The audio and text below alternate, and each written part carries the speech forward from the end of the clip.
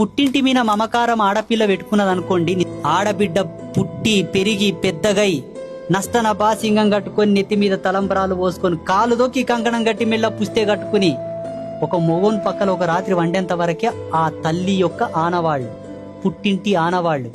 తర్వాత కన్నీ ఇక్కెన్నే నువ్వు సచ్చినా బతికినా నీ కట్టె కాలి నీ అస్థికలు గంగల కలిసే వరకు మళ్ళా పుట్టింటిని ఎందుకు తలుస్తావు?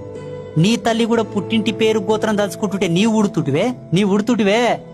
నీ తల్లి మరిసి నీ తండ్రితో కాపురం చేసింది కాబట్టి నీ పుట్టినావు. ఇది తప్పదు. భూదేవి శ్రీహరితోటి ఓలలాడి తీసుకున్న హక్కు.